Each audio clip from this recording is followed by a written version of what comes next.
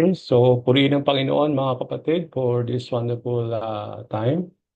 Let me just pin myself para sa ating recording. Okay, so purihin ng Panginoon mga kapatid for this wonderful time of learning from the Lord, no? And I hope and I pray na you are not being intimidated ditong ating pong pinag-aaralan mga kapatid. Although I assume na talagang sa umpisa mahirap talaga, no? Especially yung last two session natin regarding the inductive Bible study, no? Kasi napaka-importante na matutunan natin yon. Although kulang talaga yung session na yon, no? Hindi enough yung dalawang session for us to study yung Bible, yung inductive Bible study.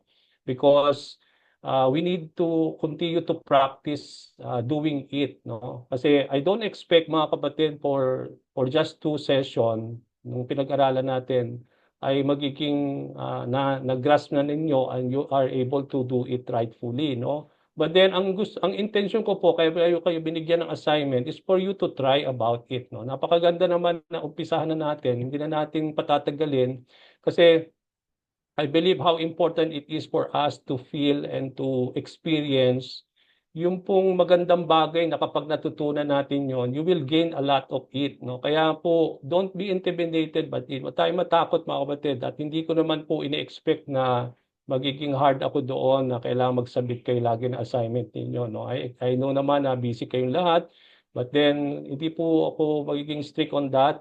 Even though you want to submit it late, okay lang po yun, no? As long as you have done your assignment. Okay? So, I thank the Lord sa mga nakapag-submit po ng inyong mga assignment po, no? And I commend you all kasi you really took that courage to do it. Kasi kailangan natin gawin 'yon, mga kapatid. Kasi napaka-importante po yung inintindi natin at pinag-aralan natin last time about inductive Bible study kasi yun po yung right and step-by-step method in studying the Word of the Lord. Hindi lang ito dahil magpipreach kayo o magtuturo kayo, kundi pati na sa mga devotion ninyo, kung alam ninyo yung approach ninyo, how you study your devotion, yung mga verses na pinag-aaralan ninyo on your own personal level, at kapag natutunan ninyo yung observation, yung interpretation and application, yun talaga po ang pag-aaral ng salita ng Panginoon. Kaya yun yung inuna natin na gusto nating maintindihan.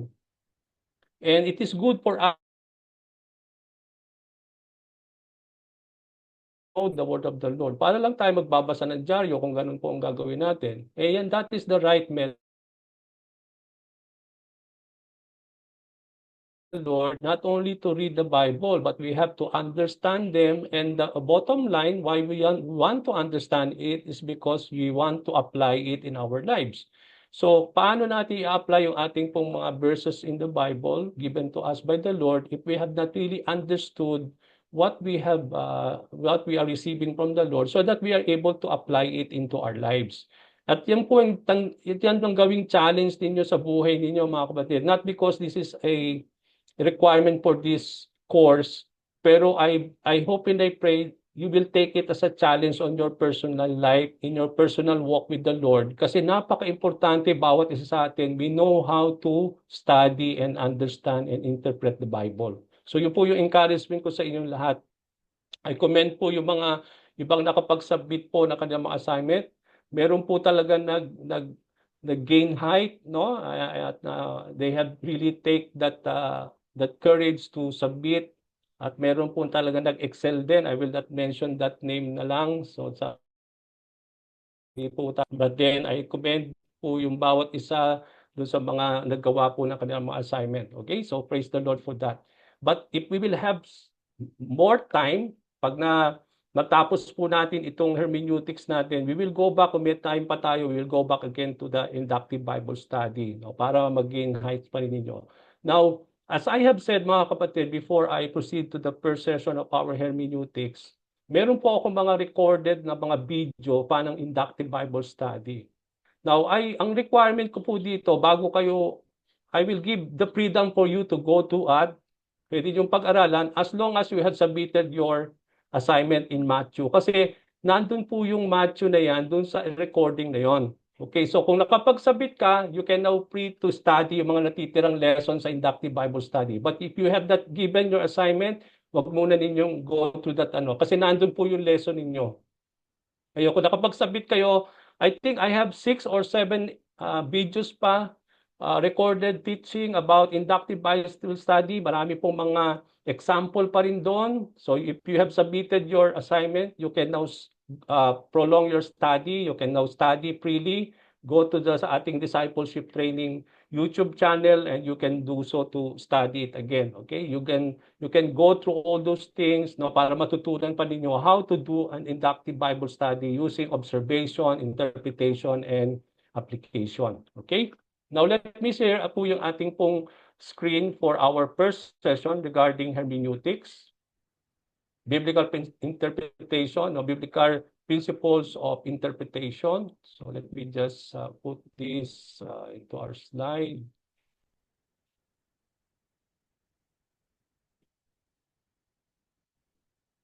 Okay, minimize ko lang po yung ano, yung aking pong video. Okay, let's go now. Praise the Lord that we are now in our course, the basic hermeneutics, principles of biblical interpretation. At sabi nga natin dito, as we will go through all those things muna bago natin pong matutunan lahat, is that ano yung ating course description, what we are expecting from this course. Very quickly lang po, just to track ourselves, what we want to achieve in this course. Okay, in this course, the student will be introduced to the basic principles of biblical interpretation, know the importance of good translation, and learn to apply the basic principles to different genre found in the Bible. Okay, ang purpose natin, having completed this course, the student should be able to interpret any biblical passage using the methods presented in this course, provide a comprehensive overview of the hermeneutical principles for reading, studying, and understanding the Bible, God's Word. Okay, ang ating pong responsibility, as I have said, yung ating online class attendance, yung pong attendance niyo matters a lot, no? Kahit hindi po kayo makapag-submit ng assignment, kahit late yun, okay lang po yun. But ang ini-expect ko lang sa inyo, you have to complete this, yung attendance po ninyo, no? Para napaka-importante naman po yung attendance niyo. Completion of the home assignments, course and submittal to complete the study. So you will be submitting a something that you need to do at the end of the course to complete itong ating pong study. Okay?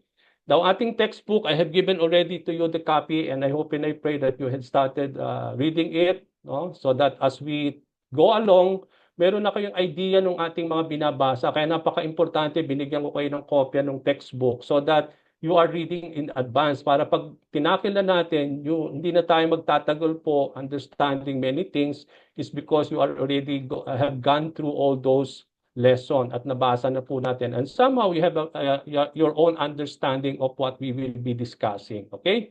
Now, meron po tayong 5-part dito ang ating pong pag-aaral regarding principles of biblical interpretation. Yung po yung makikita natin dito as an outline. No? Yung ating pong part 1, natapos na po natin yung part 1 na yan. We studied about Bible study method. We talk about observation, interpretation, and application. So how we have already completed yung ating part 1. We are now in part 2, yung basic principles of biblical interpretation. From this part 2, maiintindihan natin po yung importance of hermeneutics, the reader as an interpreter, yung nature of scripture, the first task, exegesis, yung second task, hermeneutics. We will talk about exegesis and the practice of exegesis. Yung part 3 natin will be Bible translation. Alamin natin bakit napaka-importante na meron tayong mga maayos at magandang mga translation because we want to compare translations of the Bible. We will talk about the importance of good translation, the theories of translation, introduction to some English Bible translation, and then Bible study tools. Ano pa yung ibang mga Bible study tools that we need to have to help us, no, understanding the Bible. Okay?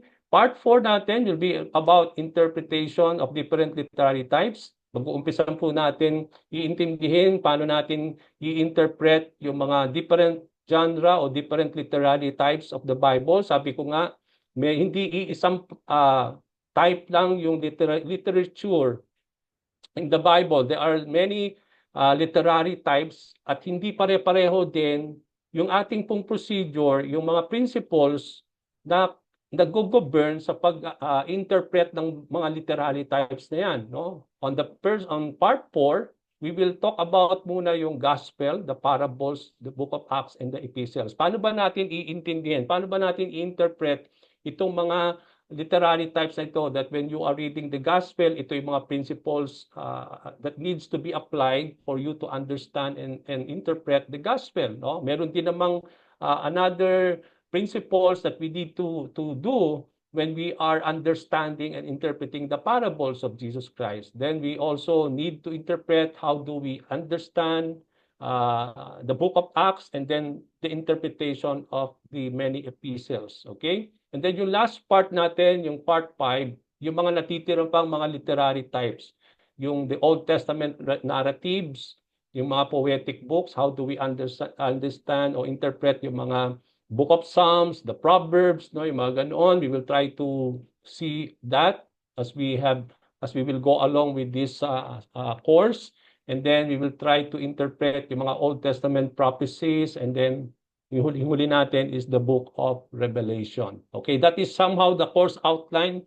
Para makita ninyo yung overview, ito po yung pinaka-outline ng ating pong as a glimpse, no, sa isang glimpse, ito po yung gusto nating marating as we go along with all the sessions that we have. Okay, now today, we will start out on our first session, the importance of hermeneutics.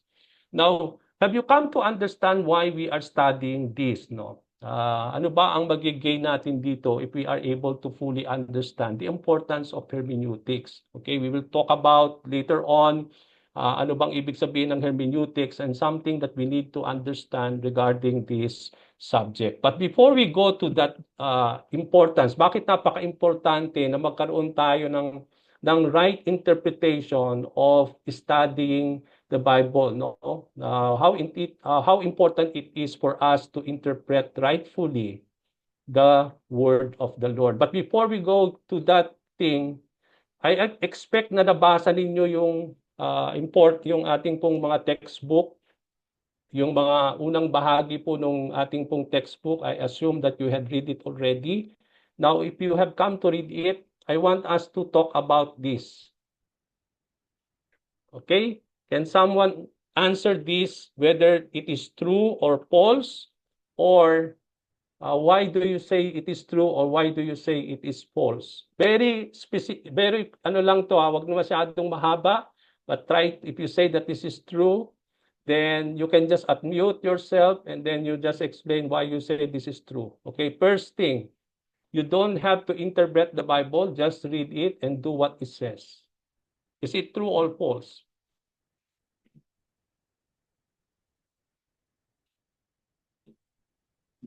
Anyone who wants to answer False this? po. False po. Okay, False po. why?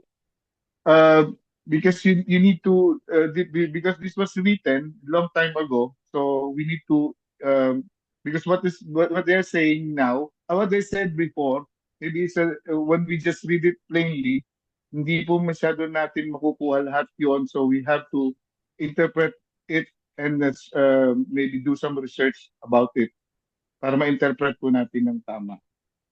Okay, thank you, Brother Freddy, for that. Okay, yes, that's really no. You don't have to interpret the Bible, just read it. That's false, no.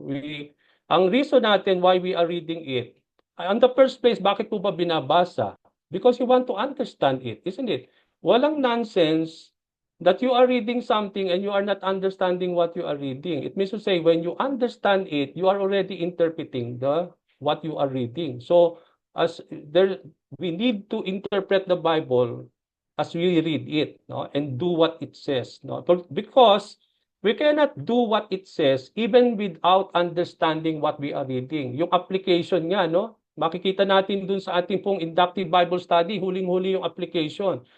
For you to arrive in the application, kailangan mo muna na mag-observe, kailangan mo interpret. No? Okay, so yung observe, yun yung nagre-read ka, pero kung wala yung interpretation at nag-o-observe ka lang, no, you are not interpreting it for the purpose of application. No? Ang ating goal po, sabi nga natin, bakit ba nag-aaral tayo? Anong goal mo? you want to do what it says. Pero kung hindi mo nga iniintindi yung binabasa mo, especially when you are reading only the Bible and you are not interpreting it, then you cannot really put into application what you are learning because you are just reading it.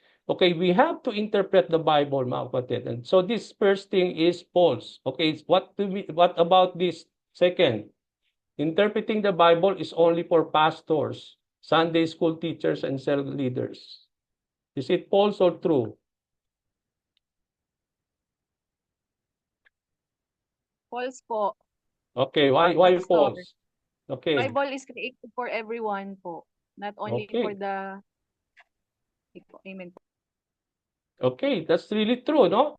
It means to say, when we talk about the Bible, is it only for Sunday school teachers or for the cell leaders and pastors? God has given His word for everyone to read it. Not only to read it, but to interpret it. Kaya nga yung unang sinabi natin, we don't need just to read it, but to interpret it. So, when you are reading it, if God has given His words to all for them to read it, then they are already also interpreting it, no? And when you read and interpret and put it into application, this is not only for pastors, Sunday school teachers, and cell group, because we are called by the Lord to read His words, no? We are called to obey the words of the Lord. So, kailangan natin na for us to obey, for us to put that into application, kailangan nating mag-interpret ng ating binabasa. So, it includes all of us. Bawat isa sa atin we are called by the Lord not only to read it, but we have to interpret it. So, this is a challenge that we need to do in our lives. So, it is not only for pastors and leaders and Sunday school teachers. Kaya nga, some of you, hindi naman kayo mga pastors. Some of you are not school teachers or cell leaders, but you are here studying. We are studying how to interpret the Bible, and it is because good, no? Itong hermeneutics, hindi lang naman sa mga pastors to. Kapag sabi ko nga, napakainam na maintindihan ninyo ito, because it will help you, kung hindi ka ba nagpipreach, nagtiteach, makaka-gain ka ng understanding on how to apply it in your own personal study of the Word of the Lord, no? You are able to understand fully, especially when you are doing your devotion and your own personal study of the Bible. Okay? Now, let's go to the third one. When you read and understand the Bible, you are already interpreting it. True or false?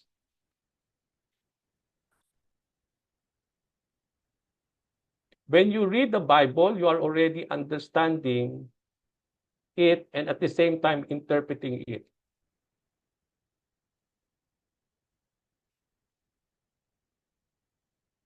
Anyone? True, Pastor. Huh? True po. Okay. That's really true. Tama yun.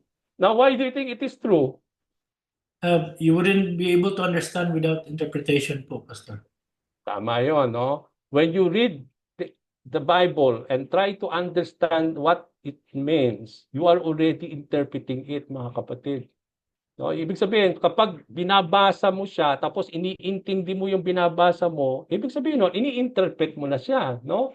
Kasi sabi ko nga kanina, when you just read it without understanding it, then it is nonsense, no? As you read and understand, you are already somehow interpreting what you are understanding. At yun po yung makikita natin dito. Okay, next one. The Bible is not an obscure book. Any person can read it and understand it. True or false? Can any person read it and understand it?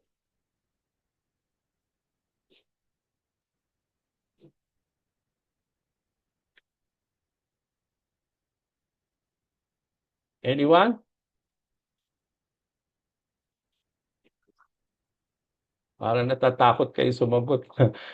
Okay, it is not an obscure book kasi any person can read it and understand it. That's why we have the Holy Spirit in us, isn't it? The Holy Spirit guides us. As we read, we are able to understand it, no? So, it is not an obscure book talaga, no? Any person can read it and understand it. Kaya nga meron tayong mga principles na matututunan, mga methods na ibinibigay sa atin ng Panginoon, yung kagaya ng inductive Bible study, kasi it is not really an obscure book kasi if we are being governed with methods, mga principles, with the help of the Holy Spirit, with the power of the Holy Spirit, I believe we can read and understand them, no? Yung passages that we are learning from the Lord. So it is not an obscure book. Mamaya tatalakayin pa natin yan later on sa ating pong as we go along. Why it is not an obscure book.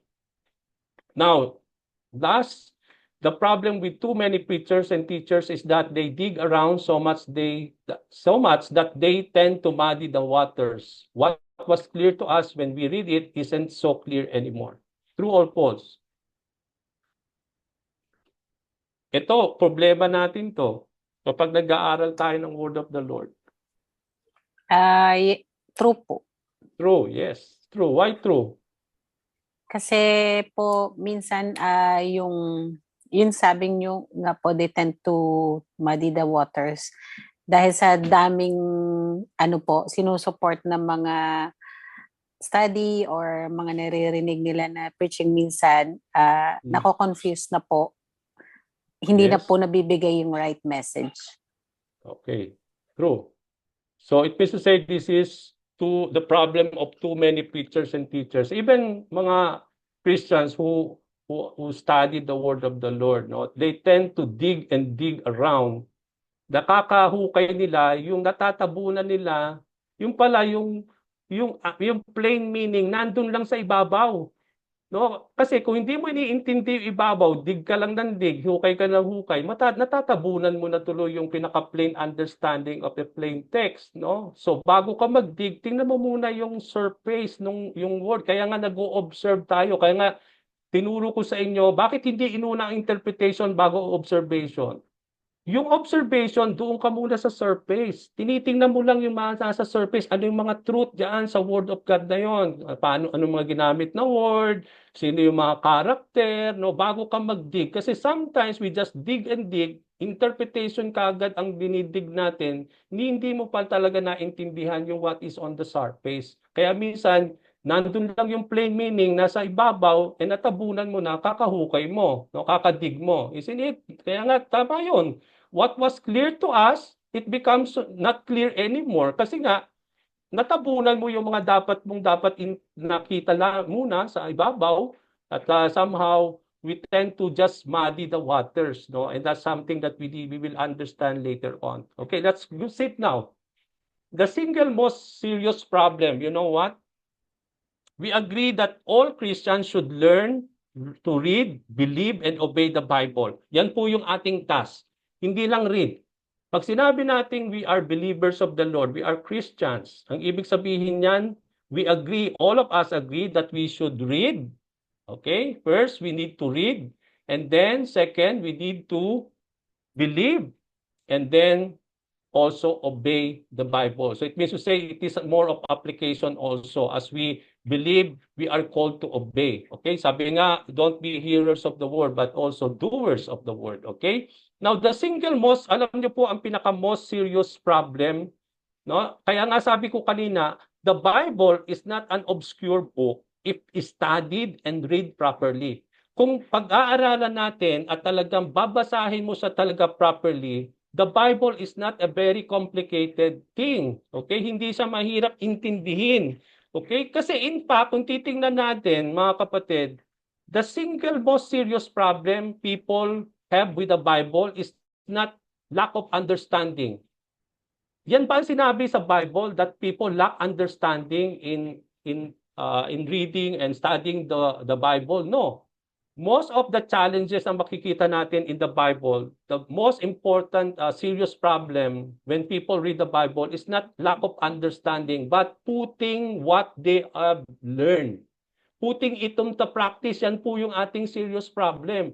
Hindi mahirap intindihin ang Bible. Ang problema natin, kapag naintindihan natin, kulang tayo to put into practice. Kaya nga dito sa Philippians chapter 2 verse 14, sabi doon, do everything without complaining. Okay? So makikita natin dito. Many times when we try to obey things, marami na tayong complaining, marami na tayong arguing. Okay? So it means to say, when we put into practice, that is our serious problem. Not the problem is understanding it. Kasi Bible is an obscure book. If you read it properly, if you want to study with the heart and with the guidance of the Holy Spirit, we will able to understand and interpret it. Kaya hindi yun ang problema natin, mga kapatid. Ang problema natin, kapag naintindihan natin, yun yung ating problema in obeying it, putting them into practice. That is our serious problem. So yung challenge ko sa inyo, mga kapatid, hindi dahil lack of understanding ang problema natin why you don't want to read the Bible, because Bible is the word of the Lord. And God has given it for us to really read and understand them so that we are able to put it into our lives. So kung hindi pala natin maiintindihan ng Bible and we lack understanding of it, then bakit ipinigay pa ito ng Panginoon kung alam naman ng Diyos na hindi naman pala natin kayang intindihin yung salita niya? Kaya nga binigay niya sa atin ang mga commandments, ang lahat ng mga bagay patungkol sa Kanya is because God knows that through the help of the Holy Spirit, through His guidance, we are able to understand them. So, with the help of the Holy Spirit also, we are able to fully understand and know what is behind the word of the Lord. So, lagi natin tandaan that our problem when we approach the Bible is not lack of understanding. It means to say, hindi ang problema natin, hindi natin maintindihan yon. Kaya nating intindihin yon. Pero ang pinaka-problema natin talaga is that putting it into practice. Kasi kung makikita ninyo, maraming verses na binigay sa Bible that our problem, when we are able to understand everything that the Lord has given us, is that putting it into obedience. That's our weaknesses. Yun yung problema natin, not understanding the Bible. Okay? Now, the danger a preacher or teacher often face in interpreting a particular passage is that they are prone to dig first and look later. Ito nga yung sinasabi natin kanina that you muddy the waters. Nauuna yung digging natin, before looking first. Yung para bang bago pa man tayo mag-interpret o laliman yung ating pong interpretation of a verse, tingnan nyo muna yung nasa ibabaw. Baka plain meaning lang yon o plain text. For example, I will give you a good example. What is a plain meaning o plain text? Di ba, merong sa Bible yung pinaka-shortest verse, Jesus wept. Di ba, meron doon sa Book of John. O kailangan mo pa ba i-dig yun? O kailangan mo bang expound yun, mga kapatid, to know the meaning of it? It is a plain text. It is a plain verse. Ibig sabihin lang doon, umiyak si Lord. Hindi mo na kailangan bigyan pa ng marketing expound mo pa yon. Very plain na yon, mga kapatid. So, may mga verses na very plain siya na hindi mo na kailangang i-dig, mga kapatid. And that is something that you need to put into your minds. Nagkakaroon tayo ng problema because we first dig and then look after. And that's the danger of many people, especially preachers and teachers, when they interpreting a certain passage. They are prone to dig first and look later. And thereby cover up the plain meaning of the text which often lies on the surface itself. Yung nga yung sabi ko sa inyo, nandun lang yan sa pinaka-plain muna. Sa ibabaw lang nandun na yon. Hindi mo na kailangang expound yon. Merong mga plain text na nandun na yung plain meaning na hindi mo na kailangan ng iba't ibang mga ibang bagay to expound it. It's because it is so plain already. Okay? So, kailangan natin pong maintindihan yon lagi. There are instances that the plain meaning of a passage is in the text itself and we do not need to expound it more. May mga, yun nga, sinabi ko sa inyo, Jesus wept.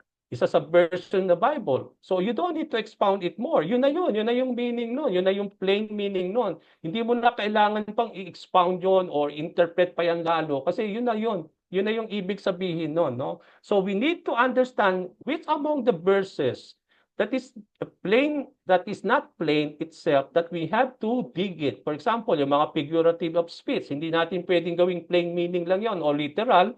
So we need to expound, we need to study ano bang ibig sabihin ito. Kasi when you took that as a literal thing, then we will have a problem of understanding it. Mali na yung ating interpretation if we take literal yung mga figurative speech, na hindi siya talaga pwedeng gawing literal. Okay? Now, there are times, mga kapatid, that when we interpret passages with plain meanings, we tend to cover the surface with its real meaning as we dig and it becomes unclear anymore. Naging muddy waters na siya, no? Kasi nga, kung ano-ano na yung in-inject natin do sa plain meaning, pero ang actually yung verse na yan, very plain lang siya, no? Hindi mo na siya kailangan i-expound siya. Huwag mo nang kailangan bigyan ng iba't ibang mga meanings on it. It's because it is just a plain meaning itself. And sometimes when we try to dig, and that's the time that we cover the surface of its meaning, and then it becomes unclear anymore to us. It's because natabunan na natin yung kakahukay natin, kakadig natin, yung mga truth, yung mga bagay na nandoon, the real meaning of it, natabunan na natin. Kaya that is something that we need to put into our mind when we are studying and interpreting the Bible. Okay? Now, the aim of good interpretation, mga kapatid, is not uniqueness. One is not to discover what no one else has ever seen before. No? Kunyari, pag tayo mag-aaral ng Bible, mag-preach ka ngayon, binigyan ka ng passage. Ito yung passage that God is leading you to convey to the people. Ngayon, for example, John 3:16. Okay, ang dami ng mga preachers na nag-preach ng John 3:16. Okay, mga iba't ibang mga messages na ang narinig na natin dyan, even when you became a Christian, no? Now, meron tayong danger and temptation, mga kapatid, na when you preach that John 3:16, ayaw mong katulad ng mga preachers na nag-preach noon. Gusto mo yung kakaiba, yung parang unique. No? Yung parang gusto mo maging unique yung ipe-present ng message sa kanila. Ayaw nila yung katulad ng mga narinig nila, no? Yung mga nasa online and everything. Sa napakaraming nag-preach ng John 3:16, ang ine-aim mo ngayon, ayaw mong katulad noon. Gusto mo na yung what you will discover will not be the same as what these preachers have really preached, no? Or that no one else had ever seen before. Now, ngayon, kung ganyan po yung inyong aim when you approach the Bible, then this is not something, it is more of pride hanggang ang ating pong makikita dyan, no? The aim of good interpretation is simply to get the plain meaning of the text. Kung yun ang plain meaning ng John 3:16 at kung yun po ay pare-parehas na nag-preach, yun ang talagang plain meaning nun, yun talaga yun. Okay? Hindi mo pwedeng maging kaiba kapag iniba mo yan, you are allegorizing na. Nagpuput ka na ng ibang idea, nagpuput ka ng ibang meaning na hindi naman talaga yun ang meaning ng John 3:16 kasi gusto mo makaiba yung mensahe dun sa iba.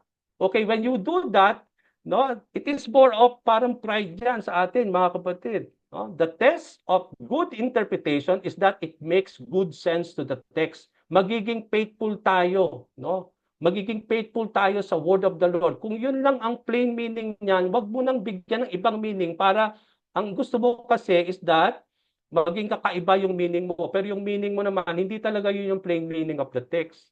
So, mas maganda naman ang lahat ng preach ng John 3:16 ay pare-pareha sila kasi yun talaga ang meaning nun. No? Hindi talaga magkakaiba-iba kasi yun talaga ang message ng John 3:16. We don't expect na ibang ang meaning mo sa John 3:16 sa mga ibang nag-study at nag-interpret at nag-preach niyan kasi yun talaga ang sinasabi doon. Yung, for God so loved the world that He gave His only begotten Son that whoever believes in Him will not perish but have eternal life. No? For those believing, yun, plain yun eh.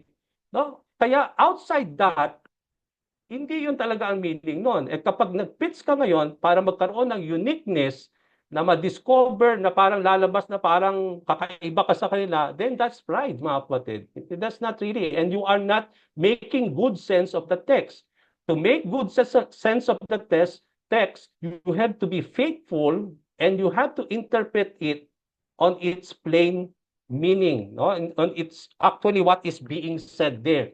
Okay, so wag nating ugaliin po yan, mga kapatid. There's a danger and temptation on that. No? Yung kapag gusto mo maging kakaiba ka sa iba. No? We don't do that, mga kapatid. We need to be faithful and to make good sense always of the word of the Lord. Because if we do that, mga kapatid, sabi nga natin, it can usually be attributed to pride, no? An attempt to out-clever the rest of the world. Yung para bang you want to out-clever yung mga nag-preach dito, na nag-interpret dito, na gusto mo, na ayaw mo kaparehas nila, to the point na malayo naman yung gusto mong i-preach dun sa sinasabi ng text at ipipresent mo, then you are already allegorizing the message of the text, no? Because ang aim mo is not to have a good interpretation of it, but you want to have a unique interpretation of your own that you want to present to other people. So let's put that in the proper, ano po mga kapatid, that is not our aim why we are interpreting the Bible. Okay? Okay, so the aim of good interpretation is to get the plain meaning of the text. Ano ba yung sinabi talaga nitong verse na ito noong mga panahon na yon? No? Nung mga isinulat yan nung time na yon, na sinulat nito at itong mga taong ito ang sinusulatan nitong author na ito, nung mga particular na time na yon, na itong problema na sinasabi ng dinidil nila, yun yung alamin natin yung yun yung sinasabi nating plain meaning. No? Yung ano ba yung dinidil? Kaya nga yung plain meaning, makikita natin yan lagi sa observation natin eh. Kasi sa observation, inaalam natin yung historical context, kailan ba nangyari ito? Ano ba yung problema? Yung ano ba yung mga dinidil doon? Sino ba yung nagsasalita dito? No? Yun yung mga inaalam natin muna yung plain meaning of the text. Kasi napaka-importante that we need to know first the plain meaning of the text even before we are trying to interpret everything. Kasi maaaring yung plain meaning na yan, yun na yun. No? There's something in there na hindi natin dapat ma-miss when we are making an interpretation out of it. So the test of good interpretation is that it makes good sense of the text. Correct interpretation, therefore, brings relief to the mind as well as to the heart. Kung magkakaroon tayo ng right interpretation, yung sineshare mo sa tao, pinipits mo, tinutur mo, is the real interpretation of the text that you are trying to present to them. Not uniqueness or anything, is because that is not our aim when we try to study the Bible. Okay? Now, in our session po mga kapatid, these are the things that we want to understand. No, but if the plain meaning is what interpretation is all about, yung para bang alamin lang muna natin yung plain meaning ng text, then sabi nga natin, but if the plain meaning is what interpretation is all about, then why still interpret it? Kung yun lang pala, kailangan nating intindihin lang muna yung sinasabi ng text in a very plain meaning of what is being said to us, but kailangan pa nating i-interpret. But hindi na lang na alamin lang natin yung plain meaning of it and then yun na yun. Hindi na natin mag-interpret kasi tangkapin na natin na ganun yung sinasabi nung plain meaning. Now, why just not read it? No? Para maging plain meaning lang. Inintindi mo lang. Yun yan. Hanggang sa observation lang tayo. Wala kang interpretation and application. Okay? So, parang ang inaalam lang natin na to have a plain meaning, that's the time that you need the observation. Okay. So, kung naggawa tayo ng observation, we try to know the plain meaning, but once we know the plain meaning, we stop, no? So, that is just what reading it. Does not the plain meaning come simply from reading? No? Kailangan lang ba natin na basahin yon para sabi nga natin, matunto natin yung plain meaning of the certain passage or a certain verse, okay? Now, this is true, mga kapatid. Kung titingnan natin, ang aim talaga natin kapag tayo nag-aaral at nag-i-interpret, we want to know the plain meaning of the text. Gusto natin alamin, ano bang sinasabi hindi ngayon sa'yo, kundi noong mga panahon na yon.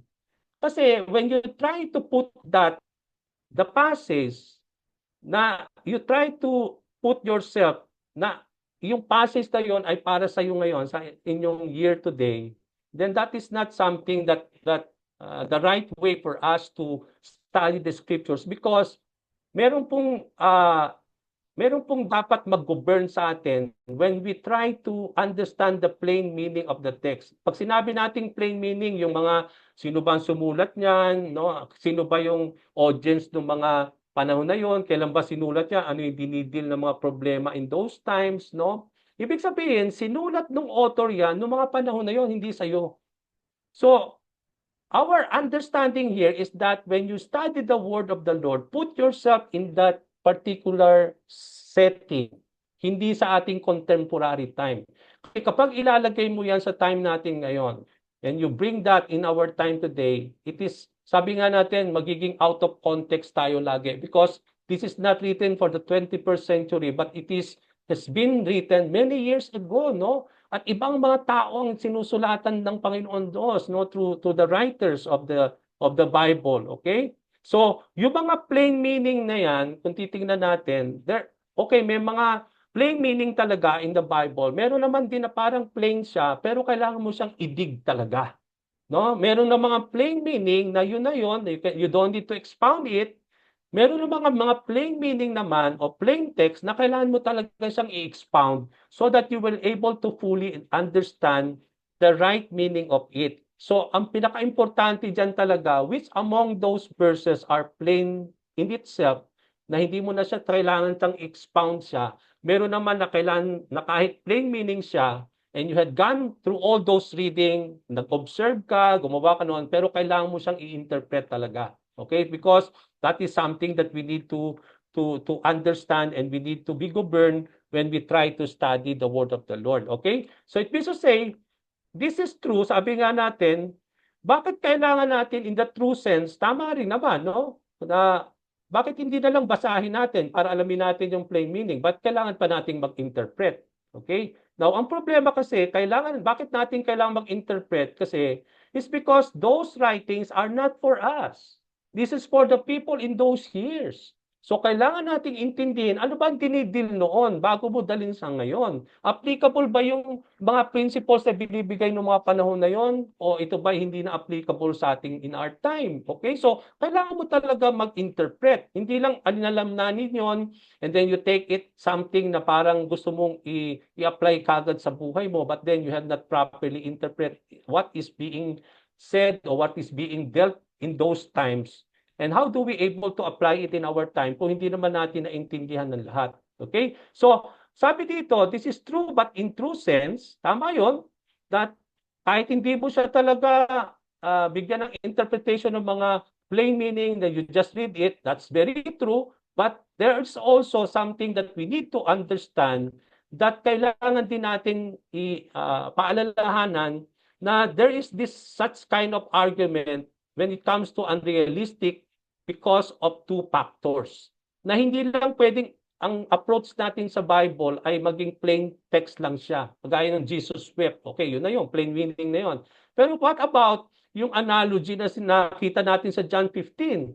Okay, hindi mo siya take na ganun lang yun, na plain meaning yun. Kasi may sinasabing vine doon, merong sinasabing yung branches, no? You have to dig on that. You have to interpret that, no? Ano ba sinasabi ni Lord dito? Hindi mo siya pwedeng, although plain lang siya na pwedeng intindihin, but we need to understand bakit kailangan nating interpret yung mga ganung klaseng plain meaning is because there are something that we need to understand on that. Okay, bakit natin kailangan na magkaroon po ng that it is not only a plain text, but we have also to interpret them is because the nature of the reader and because of the nature of the scripture. Okay? Kasi sometimes when we talk about us, tayo magbabasa noon. Okay? Now, what is our nature when we read the Bible, no? So merong mga danger tayo when we read the Bible. Kaya nga pag-aaralan natin 'yon.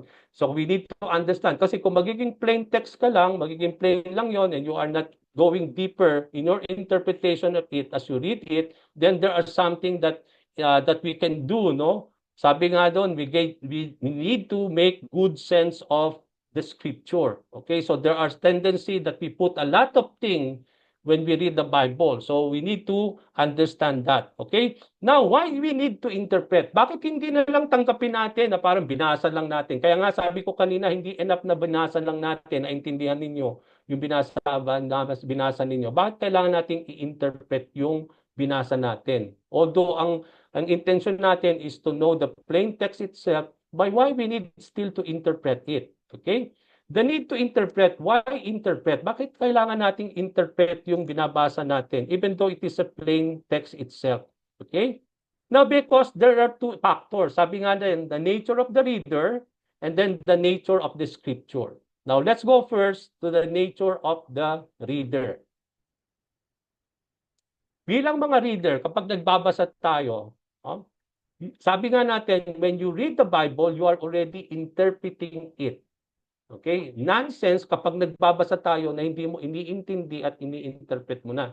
Ibig sabihin, kaya ka nagbabasa ng Bible sa inyong devotion is because you are already understanding it and you want to interpret it so that it can be now applied into your life. So, yun po yung nature natin, no? The reader is already interpreting the scripture when they are reading it. Okay? Kaya kapag nagbasa ako ng Bible at binasa ko yung certain passage, ang tendency doon is that hindi ko lang babasahin ito. Ang tendency dito is that kaya ako babasahin ito is gusto ko maintindihan siya at para pag naintindihan ko, i-interpreting ko siya para kung ano man yung matututunan ko dito, i-apply ko sa aking buhay. Okay? So that is the tendency here. Okay? Kaya ngayon, ang problema nga natin, yung nature of us as being reader, anong problema natin dito? We assume as we read that we also understand what we are reading. Tama yun. When we try to read what we are reading, you are already understanding what you are reading. As we do this, there are certain things that influence and affect us in our understanding of the scripture. Okay? So in our lives, kapag tayo nagbabasa mga kapatid, especially in the scripture, there are some things that we do out of the scripture na sometimes nag-i-influence, nag-a-affect sa atin in understanding the scripture. Okay? Now, we assume, sabi nga natin, kapag tayo nagbabasa ng Bible, alam na natin na iniintindi na natin yon. Then, as iniintindi natin ngayong mga scripture, may mga bagay, mga kapatid, na nag-i-influence sa atin, nag-a-affect sa atin para intindihin natin kung ano ba talaga yung ibig sabihin niyan. Okay? So, because ang aim natin is to know the plain meaning of the text. Pag sinabi nating plain meaning, kung ano talaga yung sinabi. Wala kang in-inject na idea, wala kang mga bagay na dinagdag doon, no? Kundi ito lang talaga ang sinabi niya, no? Noong mga panahon na yon, na ito talagang dinidil, na wala nang iba, no? And sometimes we try to do things on that plain text and adding things onto it. Kaya nagiging unclear na. Kasi nga, marami ka nang dinadagdag doon sa scriptures na yon. Remember, why you are interpreting and understanding is to know the plain meaning of it. Yung plain meaning, kapag nag-inject ka ngayon ng kung ano-ano, nag-i-influence ngayon sa'yo, nakaka-apekto sa'yo para malaman yung plain meaning, hindi nagiging plain meaning na. Ibig sabihin, nagiging iba na, hindi na siya naging plain meaning kasi may nag-influence sa'yo, may nag-apekto sa'yo nung binabasa mo at ina-understand mo yung passage na inaalam mo. Okay. Now, ano yung mga bagay na yan? Number one, we tend to think our understanding is the same as the Holy Spirit or the author's intent, but we bring all kinds of foreign ideas to the text, mga experiences, culture, prior understanding of the things. Yun nga yun ang problema natin. Ano yung mga bagay na sabi nga natin na nag-i-influence, na nag-a-affect sa atin when you put your own experience, when you put foreign ideas to the plain meaning. Kaya yung plain meaning, kapag nag-inject ka ngayon ng mga ibang idea na hindi naman yun ang idea ng plain meaning, then you are already somehow makaka-apekto yan sa iyong understanding or interpreting the Bible. When you inject your prior preconceived notions, when you inject your understanding, prior understanding of things, and you apply that into what you are learning and what you are trying to understand, hindi na magiging plain meaning yan, mga kapatid. Magiging muddy water na yan, no? It's because you are trying already covering the plain meaning itself. Kaya hindi na siya nagiging plain. Okay? No, kaya be careful when you try to study the word of the Lord, no? We need to always consider the plain meaning of itself and don't bring all kinds of foreign ideas that will influence, that will affect your proper understanding and interpretation of the Bible. Ano yung mga foreign ideas, yung mga experience ninyo? Pag sinabi nating experience, yan yung mga narinig na ninyong preaching kahit kanino, na kalakyan mo na yung understanding na yan, yung theology na yan. Kaya kapag nag-approach ka ng passage, yung theology na yan, nandun na yon. Okay, nandun na yon. Ini-inject mo na doon. Yung kultura, okay? Remember, your culture today as a Filipino and our culture in our 21st generation is not the same culture that God is dealing in the Old Testament writing, in the time of the Lord. Iba ang cultural aspect. So hindi natin pwedeng dalhin yung kultura natin at i-apply natin yung kultura na yan sa pagbabasa ng Bible because that verse has its own culture. noong mga panahon na yon. Okay? Ano yung, kaya hindi mo siya pwedeng inject yung mga foreign culture on the plain meaning itself. Yung hindi tayo mag-i-inject yung mga prior understanding natin of the certain passage. Kaya nga sabi ko sa inyo, if you want to become effective in studying the word of the Lord, empty yourself of many things in your mind, in your heart. Approach it na parang first time mo lang babasahin itong passage na ito. Huwag mong alalaan muna yung nakalakhang mo, na narinig mo ito yung parang yung theology na pinanghahawakan mo sa buhay. Kasi kung gano'n, close na yung understanding mo. Kung paano kung it is not what the Bible is trying to say to us, and if it is not the plain meaning itself, then we are missing a lot here. That's why when you approach the Bible, you remove every ideas in your mind. Approach is as para bang ito yung first time mong iintindihin itong verse na ito, and let the word of God speak unto you. Not you are speaking on the text. Yung minamanipulate natin.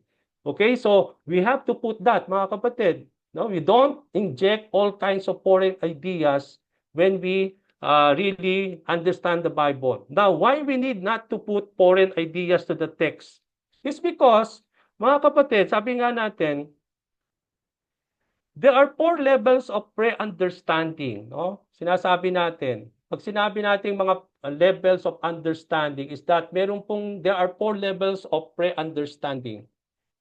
Ito yung mga bagay na ini-inject natin sa Word of God.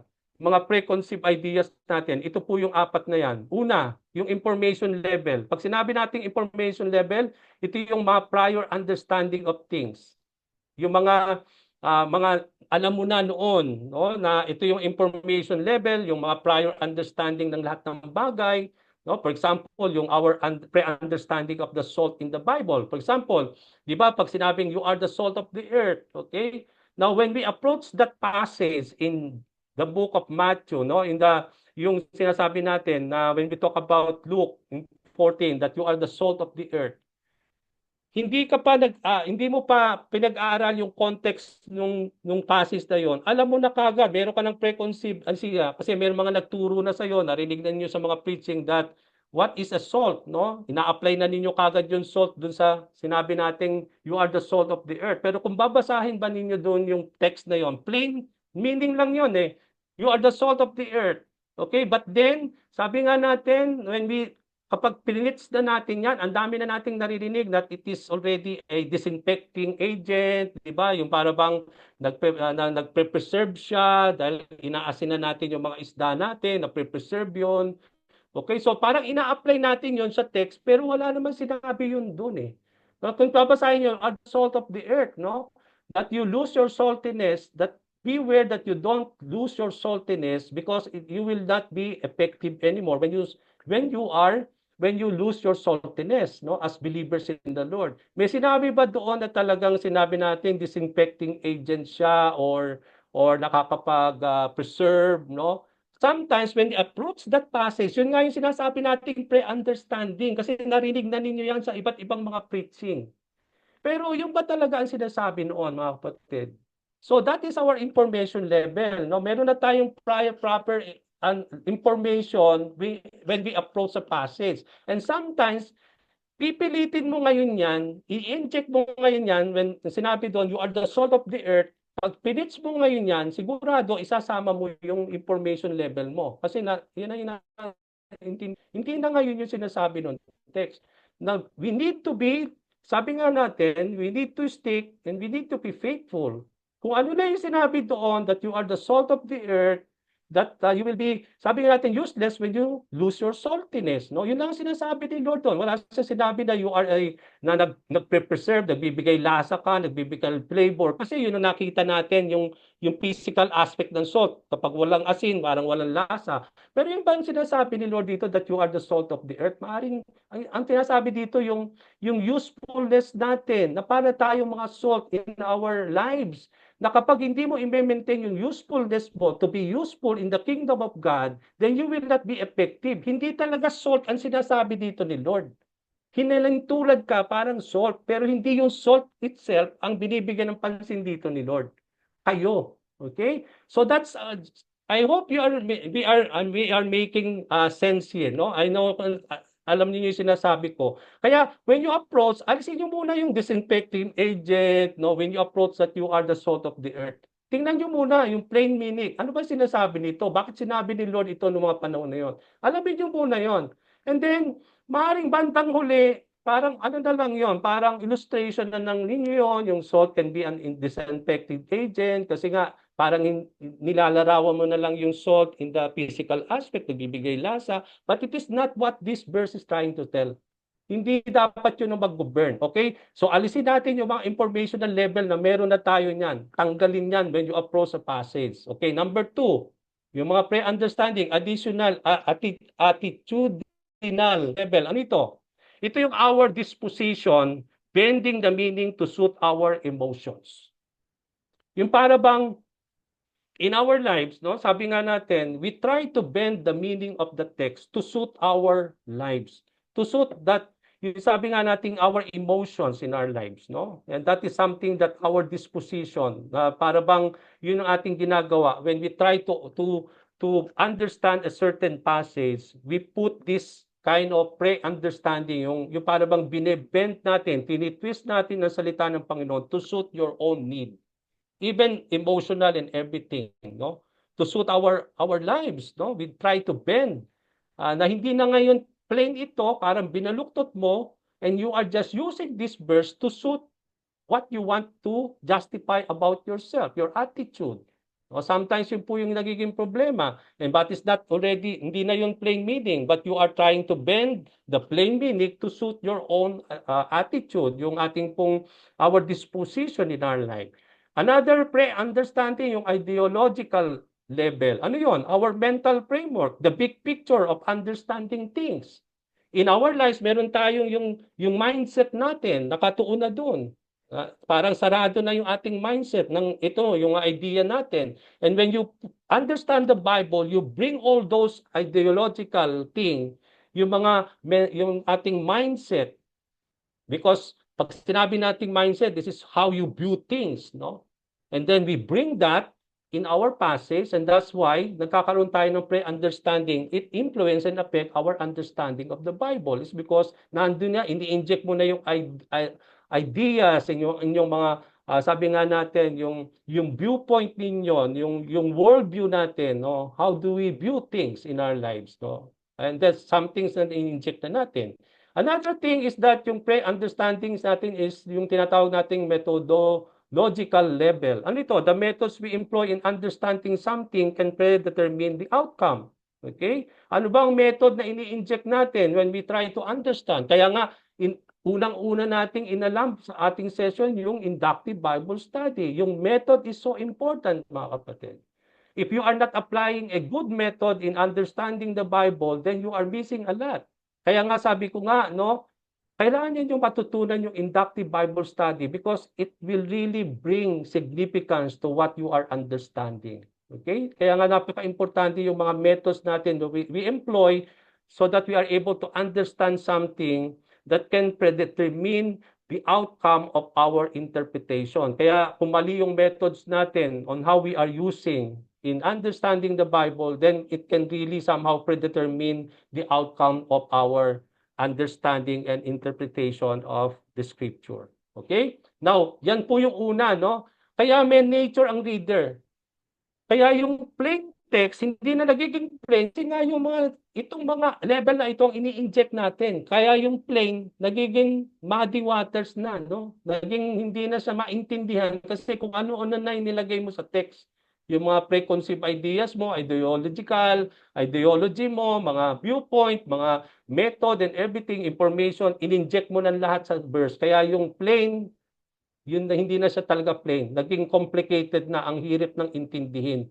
Okay, so that's the first thing. Pangalawang influence, pangalawang nature reader, hindi lang nag-i-inject ng mga pre-understanding o preconceived levels of that affect and influence our understanding and interpretation of the Bible. Pangalawa, yung nature of the reader of an English Bible is already involved in interpretation.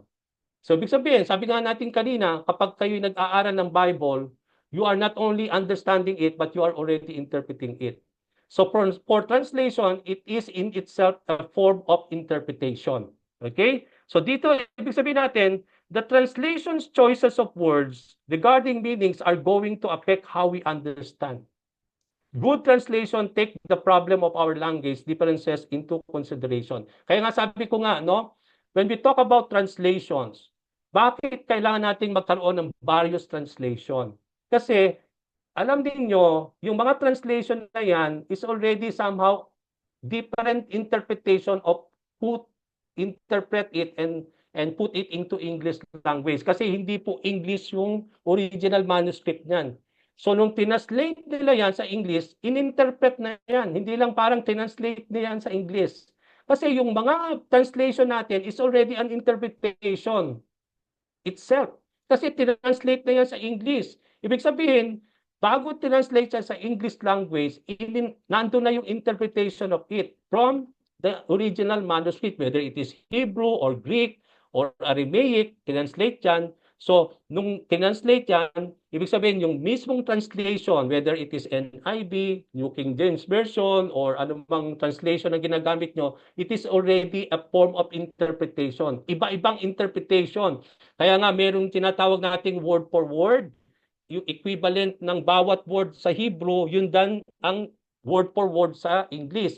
Meron naman yung translation natin na thought lang, yung parang yung pinaka, ano ba yung thought na binibigyan dito? Hindi na sila after word for word. Kaya kung ano-anong English na ang ipinapalit doon, na ang thought na lang ang mini-maintain. Marami tayong diyang mga translation na ganyan. Kaya nga, we need always to have, nakaka-apekto yan on our understanding of the Bible. Kaya nga dapat magkaroon tayo. Meron tayong part dyan. We will talk about about translation, what is a good translation of the Bible na pwede natin gamitin later on kasi it affects, it influence our understanding. Okay, for example, if you are always for thought, merong mga Bible na thought lang, hindi word for word. For example, yung mga contemporary English, no, may mga modern English translation na talagang very modern English na lang siya na kahit siguro hindi Kristiyano maintindihan kasi very English lang siya, yung plain meaning.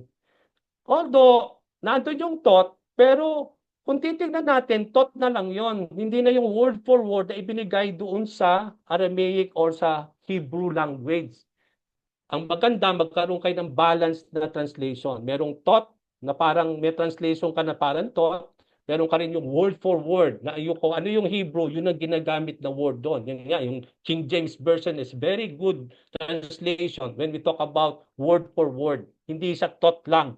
Okay, meron namang mga translation na thought lang. So, good translation take a problem in our language differences into consideration. Kasi walang mga equivalent English language. Ang nilalagay ng English language is yung medyo malapit dun sa word na yon, yung original manuscript. Pero wala talaga siyang equivalent. Okay, so napaka-importante na tingnan natin, basihan natin yung bawat translation. Dito sa NIV, itong ginamit na salita. Dito naman, itong ginamit niya. No? You need to understand that because translation itself is already a form of interpretation. Kaya kung hindi mo kino-compare ang various interpretation, then mamimiss mo talaga yung ibang mga meaning in the Bible. It's because maaring thought lang yan pero hindi yung word for word. Okay, kaya balansehin natin. It will really affect, influence your understanding when you read the Bible. Kaya nga sometimes this is not just a plain text itself. Kaya kailangan natin, kasi yung binabasa nating English Bible, although it is a plain text, pero maaari yung ginamit na yan ay hindi yung mga original na mga words na ginamit sa mga original manuscript, that we need to compare it with the different translation of the Bible.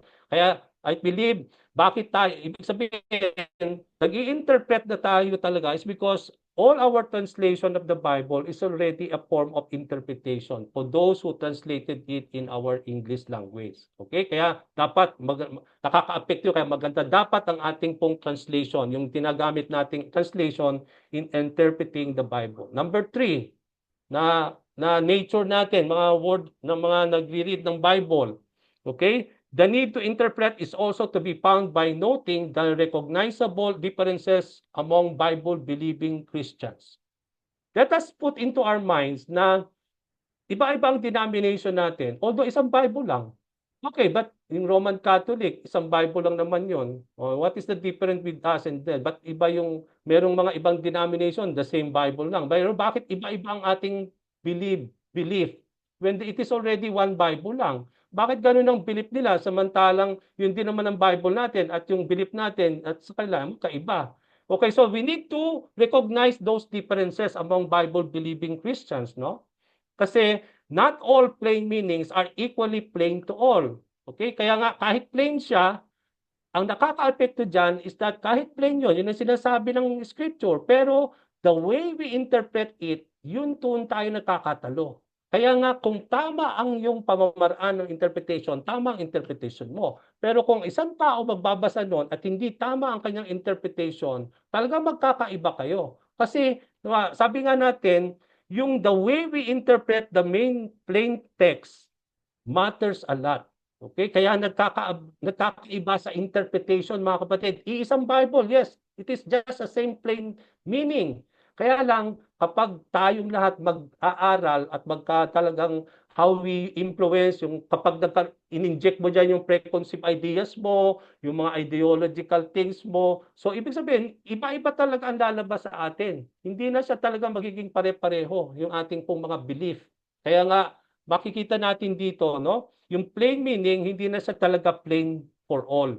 There are churches who argue that women should keep silent in the church. No? For example, sa 1 Corinthians 14:34, okay? Na sabi ni Paul doon, lahat ng mga babae hindi dapat tumayo at magturo. Okay, may mga churches hanggang ngayon, yun ang kanilang belief. Hindi nila pinatatayo ang mga babae. Sa atin namang sa World International, wala tayong problema kasi may mga pastora tayong mga babaeng nagpipits. So, yung why we believe on this because we have also some on that passage. Meron naman sila, pinangahawakan nila yon because that is their interpretation of it. So, kung makikita natin dito, why we need to interpret is because alin ba dito talaga ang tama? Tama ba tayo na dapat hindi tatayo, hindi sila ba tama na hindi tatayo baba o tayo tama dito? So, how do you know that if you are not interpreting the passage? Okay, so kailangan nating interpret. Sabi nga ng mga Berean, nung narinig nila si Paul, nag-preach sa kanila, tinanggap nila yung sinabi ni Paul. But as they go in their homes, they try to dig now the scripture kung tama ba talaga yung sinasabi ni Paul sa kanila.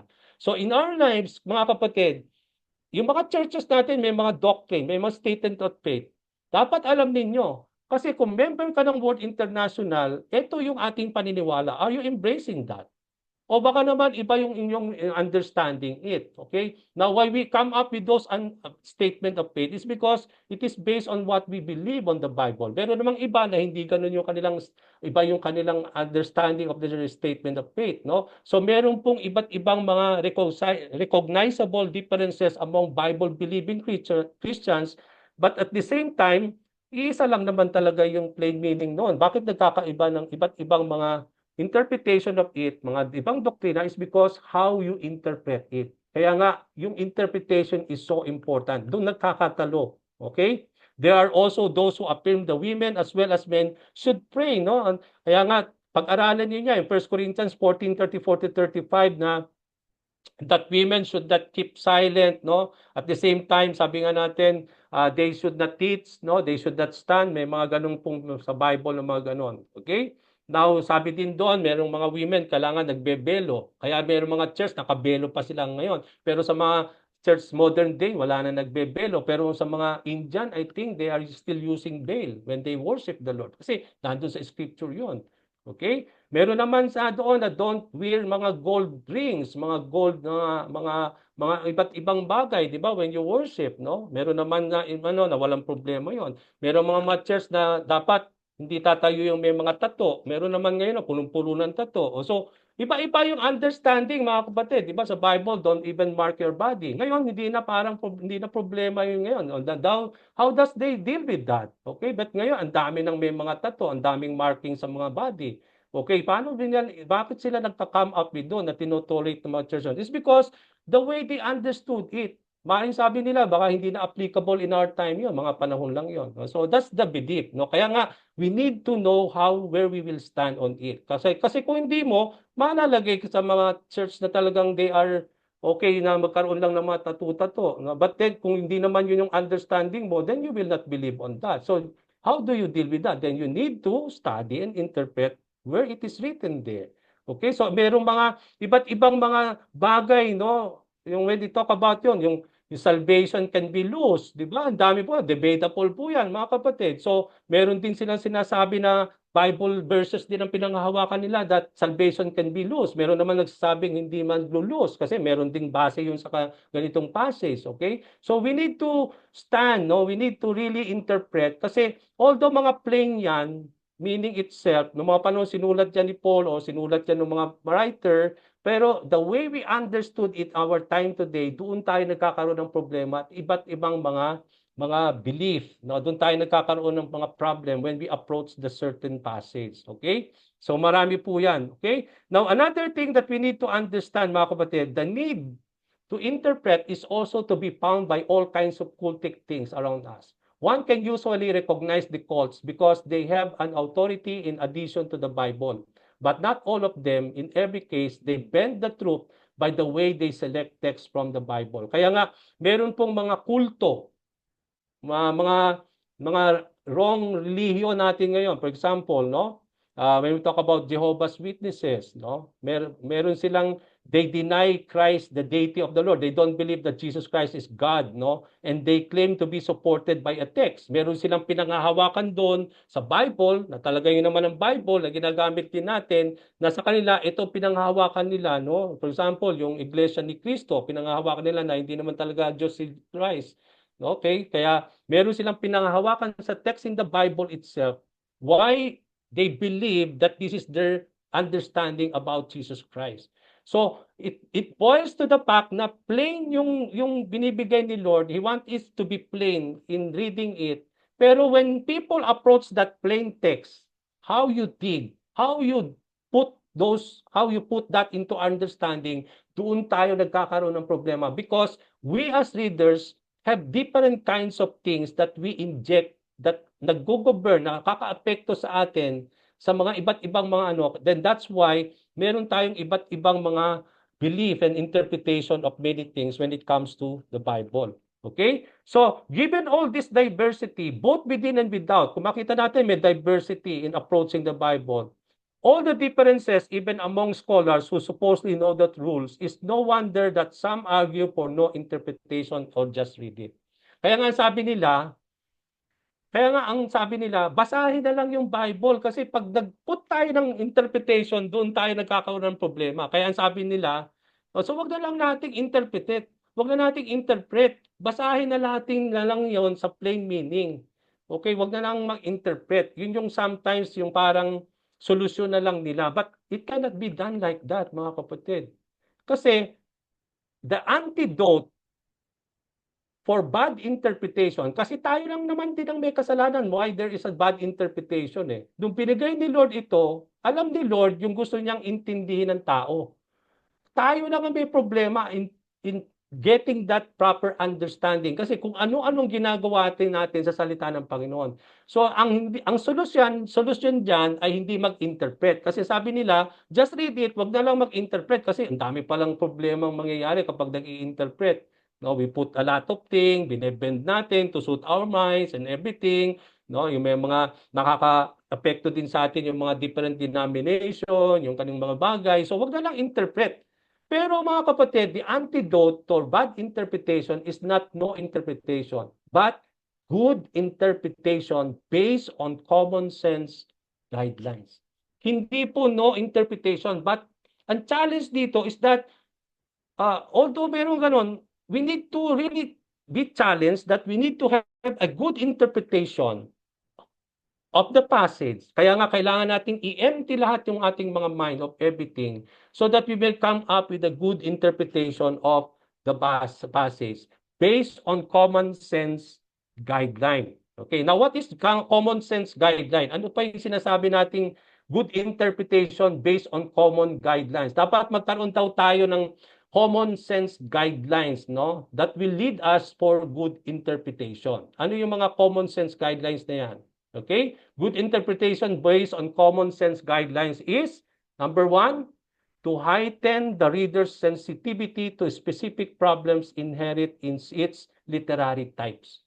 Dapat maging sensitive tayo yung mga specific problem when we understand different literary types. Kasi hindi siya pare-parehang literature. Sinabi ko nga kanina, yung last part natin, part 4 and 5, iintindihin natin how do we interpret the gospel with the epistle. Hindi siya parehong form of writing. Gospel is different from epistle, no? Epistle is letters being sent by Paul, being sent by Peter sa mga different churches, no? Yung namang gospel is about everything about the Lord that has been written about the four authors of the gospel, no? Concerning about his life, his death, his burial, resurrection, and ascension, no? Everything about the ministry of the Lord. So, kailangan nating maging sensitive na hindi pare-pareho ang approach natin o mga iba't ibang mga principles in governing how to understand and interpret its literary type. Merong mga iba't sari-sariling principle when we try to study and interpret different literary types in the Bible. So kailangan natin yung may guideline tayo, mag-govern tayo na hindi mo ang approach mo sa gospel, hindi mo pwedeng i-approach sa Book of Acts. Okay? So meron siyang iba't ibang mga pamamaraan how to interpret and study those literary types. So we need to have that common sense guideline. Yung para bang kahit hindi ka nag-hermeneutics, ang alam mo, hindi pare-pairs itong mga book in the Bible that yung approach ko dito, hindi po pwedeng pare-parehas ang approach ko. Okay? So kailangan kong intindihin na ito palang itong gospel, itong approach ko on how I need to understand the gospel, that when I read naman Book of Acts, this is something that I need to put into my mind. Okay, dapat magkaroon tayo ng sensitive. Parang common sense guidelines lang yon. Another common sense guidelines, to know why different options exist and how to make common sense judgment. Okay, magkaroon tayo ng mga different options natin. Yung mga exist, and how to make common sense of judgment into our lives, no? And that is something that we need. And also, to be able to discern between good and not so good interpretation and how to know what makes them one or another. Kino-compare natin yung mga iba't ibang mga interpretation na maaring itong interpretation ng isang tao, tapos iba naman yung kanyang interpretation ng isa. Siguro maganda magkaroon tayo ng common sense guidelines na you need to discern between this with which among these is really good and which one is not so good interpretation.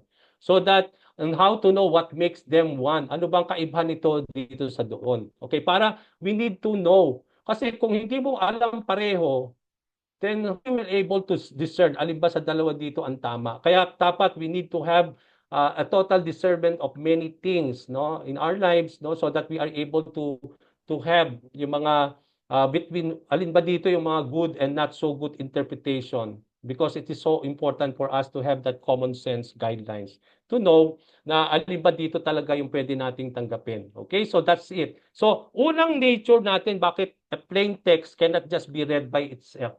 Okay, meron mga plain lang talaga na hindi mo na talaga siyang expound. O yung nga, Jesus wept, okay, mga ganun. Pero meron mga, although plain lahat yan, yung mga scriptures, because God meant it to be a plain text. Yung ano yung sinasabi doon and everything, na yun yung mangungusap sa atin na hindi natin ini-inject yung kung ano-ano, na nabebend tuloy, no? We make a good sense of the text. Yun yung plain text. Okay? We make it so, we need to be faithful in studying, interpreting it. Hindi niyo siya binebend, hindi kayo nag-i-inject ng mga kung ano-ano, hindi kayo na-influence ng kung ano-ano, no, when you approach that. So, may problema ngayon tayo as a reader. Okay? Kaya nga, a plain text become not a plain anymore and it becomes unclear because of us when we read it and interpret it. Tayo ang may problema. Okay? So, kailangan nating ilagay yon sa isip natin. Second influence why we need to interpret. Bakit natin kailangan mag-interpret ng scripture is because the nature of us. Yun nga yung nature natin kapag nagbabasa tayo, may problema tayo. Pangalawa is because yung nature ng scripture itself. Okay, una lang yung tayo, pero pangalawa yung nature ng scripture. Ano ba yung nature ng Bible? Ano ba itong Bible na ito? Ano ba yung nature niya? Na yun talaga siya. Na kailangan kapag nagbabasa tayo ng Bible, ng scripture, ito siya. ito talaga siya, no, na kailangan nating malaman ano ba yung nature ng Scripture. So the more significant reason for the need to interpret lies on the nature of the Scripture itself. So like the person of Christ, the Bible is the same time both human and divine. Okay? So kung titingnan natin, okay, the word, sabi nga natin, the living word of God. Meron naman yung tinatawag, diba? Nasabi nga natin, no, the logos and rhema, no? Pag sa ating logos and rhema, anong tinutukoy natin doon? Word of the Lord, isn't it? Scripture siya. So ano ba yung logos? Ano ba yung rhema? Okay? Yung logos, it is the written word. Yun talaga yung sinulat ng Panginoon. Ito yung inihag niya. And it becomes rhema to us kapag nangungusap na siya sa atin. Okay? Yung kapag nagiging buhay na siya, nagre-rhema na sa iyo yung logos. So, ibig sabihin, may nature siya. Talaga, sabi nga, the word became flesh. So hindi lang ang scripture ay talagang written lang siya na Bible what we have. But Jesus Christ is the embodiment of the Bible. He is the embodiment of the Word of God. Because the Word of God became flesh. Okay, so meron siyang nature, meron siyang, the Word of God is both human and divine. Okay? Bakit ba human and divine? It's because there is the power of God, but also the aspect of human because hindi si Lord ang nagsulat niyan, kundi mga human authors. Okay, so it means to say, we need to put that into a proper understanding. Okay, just like Jesus Christ, He is, sabi natin, no, Jesus Christ is both human, tao siya 100%, He is also God 100%. But when it comes to the Bible, there is also the human aspect and the divine aspect of the Scripture. Now, pag sinabi nating divine nature of the Bible, anong ibig sabihin nun? No? The divine nature of the Bible, ano yung divine nature? Yung nature na parang divine siya. Okay? Because the Bible is God's word, it has eternal relevance and historical particularity. Okay? So yun yung kailangan nating dapat intindihin. Kaya nga, kailangan nating interpret ang Bible kasi the interpretation of the Bible is determined by the tension that exists between these two aspects. Yung how do we deal with this, yung may tension na nangyayari sa eternal relevancy of the word of the Lord tsaka yung historical particularity. Pag sinabi nating eternal relevance, no? Pag sinabi nating the Bible is the divine word of the Lord, anong ibig sabihin nun? We talk about the eternal relevance of the word of God. Now, pag sinabi nating eternal relevance, anong ibig sabihin? The Bible speaks to all humankind in every age and in every culture. It means to say, although isinulat yan ng author na yon, nung mga panahon na yon, ni Moses, okay? And he's dealing with the people of Israel in those times. But it doesn't mean na yun lang ay para sa kanila. But that writing of Moses is also something that God can use to speak to all people. Not even our time, binabasa natin, God is speaking unto us, no? To the writings of Moses, yung Pentateuch, yung 5 books of the Bible, no? And it is not only speaking to all humankind, but in every age, no? In every culture, no? Kahit iba-iba ang mga kultura natin, but then God, nandun yung eternal relevance na yon, na hindi lang siya relevant ng mga panahon na yon, but the Word of God is nandun yung internal relevance of that, of the Lord, of the word of the Lord in all generations. Kahit matapos man ang generation natin, applicable pa rin yung mga salita ng Panginoon, yung kanya, because there is this eternal relevance of the word of the Lord. It can speak to every human being in every age, in every generation, in every culture. Okay, kaya nga, nandun yung aspect na yon. Yun yung nature ng word of God. Because it is the word of God, and God is eternal, then His words will be also eternal. Okay? So, nandun yung relevance. It will speak to all people in every age, in every culture, no? In every time. Okay? So, nandun naman din, yung tinatawag nating culture ng Word of the Lord, hindi lang siya eternal when it comes to its nature, but also yung historical particularity.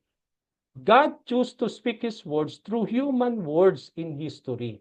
Okay? Each document is conditioned by the language. Merong time, may culture in which it was originally written. Kaya nga, in our time, pag inintindi mo ngayon ang Bible, although it can speak to you today, in every age, in every culture, Pero dapat mag-govern lagi yung tinatawag nating historical particularity na hindi ito isinulat ni Lord ngayong time natin ngayon. Hindi sa culture natin ngayon.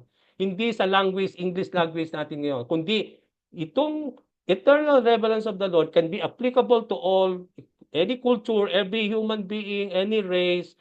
Pero consider natin lagi that God chose His words in those times, and it is being written in Aramaic, in Hebrew, in Greek.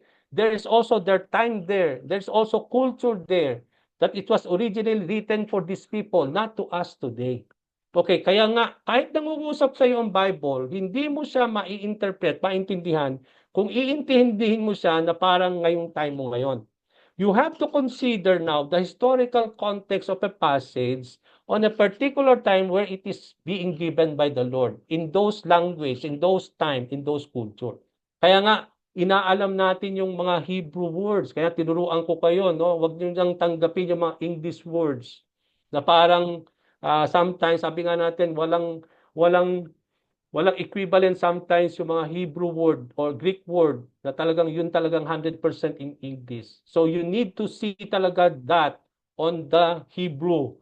Kaya kailangan natin talaga yung mga concordance, mga lexicon. Yung nga, tinuruan ko yun sa mga online website, makakakuha kayo dyan. Yung strong number. Pag sa ibabaw ng mga word na yan, English, may strong number. Tingnan niyo yung strong number na yon. Dadalhin kayo doon sa original Greek word noon, yung Greek original Hebrew word na yon na ginamit sa original manuscript at nilalagay doon talaga yung kung ano talaga yung meaning noon. Yun nga, a great example to you, no? Yun nga, the father cut off every branch that does not bear fruit. Yung word na cut off doon, English natin yon. Okay, mali. Iba yung sinasabi ng English sa atin, yung cut off, sa ating cut off, iba yon. Okay, but then, at that particular time, alam natin that it was written by the Lord in Greek, no? It was written by the author in Greek. So tingnan natin ano ba sinasabi ng Greek word na yan na cut off, okay? Now, kailangan natin tingnan, although eternal may relevance, it can speak to all generation in every culture, every age, but always be governed that God speak His words through human words in history in those particular language, in those particular time in culture, which was originally written at that particular time. Okay, kailangan natin pong ilagay yun. Kaya nga, in hermeneutics, lagi nating tinitingnan yung historical context. Kailan ba yan nangyari? Ano yung dinidil ng mga panahon na yon? No, ano ba yung binibigay ni Lord John? Kailangan nating consider yan. No, it's because God is dealing with people in those times, no, in a particular concern, no? And then kailangan nating intindihin talaga 'yon. No? Kaya nga we need to know, we need to interpret is because although plain meaning lang siya, nababasa mo siya, but then hindi mo siya maintindihan kung plain meaning lang niya. Kaya kailangan mo i-apply ngayon yung mga historical particularity niyan concerning the language, time, and culture, yung mga nature ng scripture na yan, ng mga panahon na yon, kung paano sinulat yan. And that's something that we need to do. Kasi yung plain, ay hindi talaga plain lang siya talaga. Hindi mo siya pwedeng basahin plain, although it can be considered as a plain thing. But without interpretation, that plain meaning may mean not so enough for us to fully understand. That's why we need to interpret it the way it was written by the author in those particular time. Okay, kailangan natin consider po yung history. There are some who believe that the Bible is really a human book and it contains only words of people in history. For these people, the task of interpretations is limited to historical inquiry. Okay?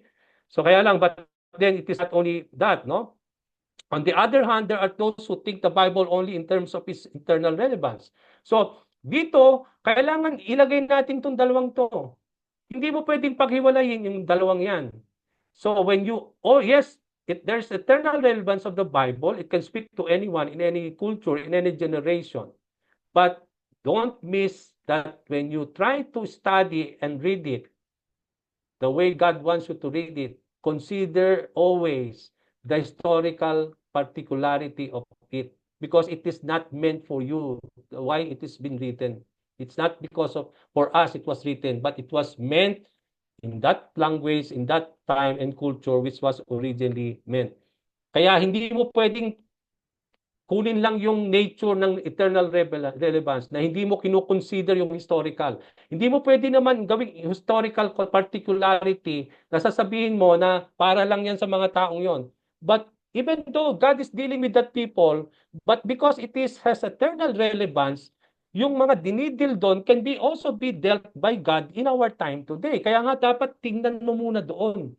So, para makita mo yung eternal relevance na kaya nga sinasabi natin doon, hindi mo kinukonsider yung eternal relevance, yung relevance nun ngayon, na inintindi mo siya sa historical particularity. Ngayon, it ended on that time. Na hindi mo hinugot yung paano nagsasa si Lord noong mga panahon na yun, at yung kanyang, the way He's dealing is also speaking to you today, in our time today. Although iba man yung kultura nila, iba yung context, pero yung mga principles, mga timeless truth na pwede nating hugutin, na pwedeng dalhin sa our time today. Okay, so it means to say, wag nating i-miss yung eternal relevance na God is speaking to us, to those writing in those days. Okay, so kailangan nating itong dalawang ito when you try to read the Bible. Don't remove one from the other. Okay? Lagi nating ilagay yan. God choose to speak His eternal truths within the particular circumstances and events of human nature.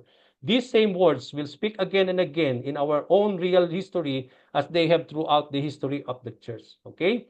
Now, ano naman ito yung divine nature of the Bible, na meron siyang eternal relevance, there is historical particularity. Ano naman yung tinatawag nating human nature of the Bible? Bakit siya human? Hindi lang siya divine. Now, the Bible is that series of what? Sabi nga natin dito, no? Sabi nga natin that the Bible is that series of propositions and imperatives, but God chose to speak His eternal truths within the particular circumstances and events of human history. The same words will speak again. Yan nga yung sinabi ko ngayon. Okay, let's go now to the human nature. The fact that the Bible has a human aspect of human nature is the reason that we need to interpret the Bible. Why? There are two things should be noted on this regard. Bakit siya? Kailangan ano yung ino-note natin when it comes to the human nature of the Bible? Una is because God's words to us was first of all His words to them. It is not God's words to you. It is God's words in those times. Okay? God's words to us was first of all. Yung word ng Panginoon ngayon is His words to them. If they were going to hear it, it could have come through a Benson language they could understand.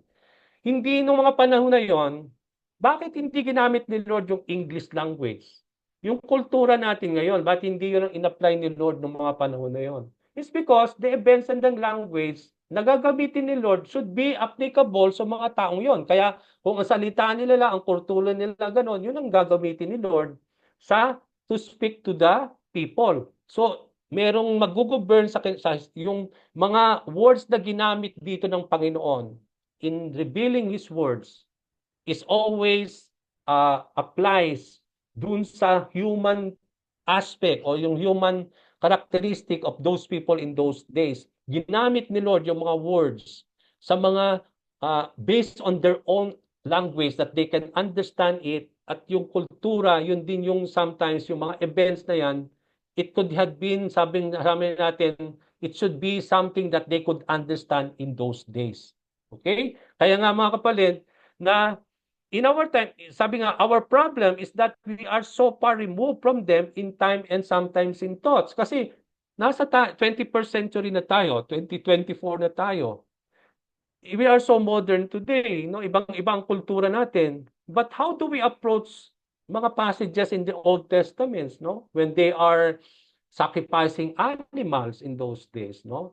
Bakit may mga ganon, no? May mga events na ganon na in those times, may mga peace and everything. Bakit yung language, bakit Hebrew in those times? Bakit Hebrew? Bakit hindi English ang ginamit ng mga panahon sa Old Testament? It's because that's the language that they are using before. Hindi siya pwedeng na ibang language, no? So, may physical aspect ang nature is because it is based on the characteristic of the people being written by the Lord in those times, no? May kinalaman ito sa kanila. So, dahil ngayon, kung tayo ngayon ang iintindi ng sa Old Testament, ay dahil wala naman tayong mga panahon na yon, we cannot really understand fully it. It's because yung time natin at ang ating language and events today is so different. So this is the reason one needs, no, to what? To learn to interpret the Bible. The task of interpretation involves two readers at two levels. Kaya nga kailangan nating intindihin yung scripture na yan. It's because it is not written to us, but it was written by the Lord to them before. So when we approach now the scripture, ano yung magiging something that we need to have? First, one has to hear the word they heard. He and she must try to understand what was said to them back then and there. Hindi then and now. Kung ano yung sinabi ni Lord, dun yun. No? Hindi mo siya intindihin sa ngayon kasi it is not written to us. It was written to them in their own culture and language. So you have to hear it the way God is telling them in those times, not to you in your time today. So yun yung key dyan, mga kapatid, when you try to interpret it. You hear the word they have heard on that time. Para bang ilalagay mo yung sarili mo nung mga panahon na parang Israelita ka, naririnig mo yun ang sinasabi ng Lord sa iyo, na part ka ng Israelite. Yun ang kailangang marinig mo, hindi yung in our time today. And so that is something that we need to understand because there's a human aspect. It was given to the people in those times. He or she must try to understand what was said to them back then and there. And then second, one must learn to hear the same word in here and now. So we bring what has been said there and try to see it and bring it in our time today. Ano yung mga bagay na doon na it is something that God is also dealing with us, something that we are being dealt by the Lord. Ito rin nangungusap sa atin because sabi natin may eternal relevance that if God has spoke to them, He can speak to us. No? Sabi natin may eternal relevance. But in understanding that eternal relevance that God can speak to us, hindi natin dapat hindi i-consider yung historical context na merong yan ay sinulat ng mga panahon na yun para sa mga tao doon. Kaya kailangan natin intindihin yun on that particular time. Ilagay ninyo yung sarili nyo doon na parang kayo parang sa mga dinidil ni God in that particular time. And then whatever you learn, whatever you hear from there, that's the time that we bring those timeless principles, the timeless truth, that it can govern to us because there's the eternal relevance of the word of the Lord. It can speak to us today. It can deal with some matters that we are dealing in our lives. The same thing that God is dealing with the people in those days. Okay, so yung po yun. Kailangan natin maintindihan yan.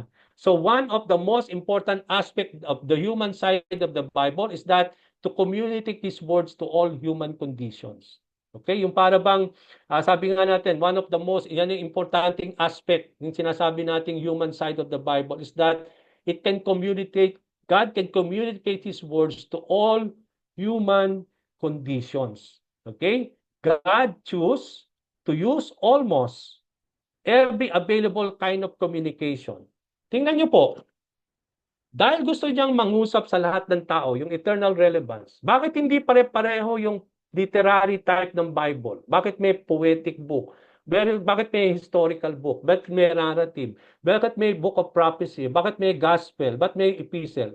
Because God used all those kinds of communications, mga literary types, okay? Yung mga available kind of communication. God chose to use almost every available kind of communication.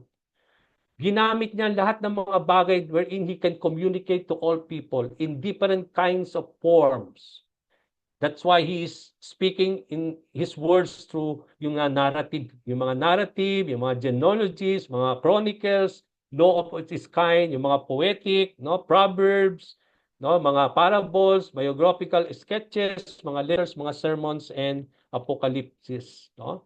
To interpret properly ngayon, itong mga ito, dahil nag-communicate si God sa iba't ibang mga, hindi sa isang nag-communicate lang na parang, okay, narrative lahat o gospel lahat. No, iba-iba eh. Okay, now, when God used to speak in this available kind of communication, that's the time that we need now to interpret properly God's word conveyed to them in the past.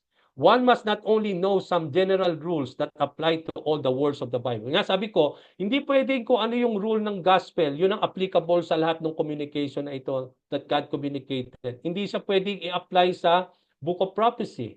Okay, that's why we need to know how to properly interpret its literary type, no? Kasi merong special rules that applies to these literary forms. Mga kapatid, yun po yung makikita natin dito. The way God communicates His words to us is here and now, will open deeper from one form to another. For example, we need to know how a psalm function as God's words to us and how psalms differ from the laws. Okay. Diba? God is speaking to us to the book of Psalms. Diba? Kapag tayo nag-worship service, I will be ending na. Tamang-tama lang tayo. On time tayo. Okay? Diba? Ginagamit natin yung books of Psalms sa call to worship. Diba? Basta tayo scripture in the book of Psalms. Okay? Now, how do we interpret the book of Psalms? Diba? Ang Psalms ay songs. Ito yung kanilang kinakanta when they are going to a caravan, going to Jerusalem, when they are going to the temple, no? Dahil alam natin, naglalakad lang sila in a caravan, then mataas ang Jerusalem, they are traveling from different places. Although mahirap, no? Hindi sila nakataxi doon, hindi nakatren. As they do caravans, they dala-dala nila isa-sacrifice kay Lord, no? Nandun yung parang, it gives them the strength to strength, no? Just to be in the presence of the Lord. Kinakanta nila yun.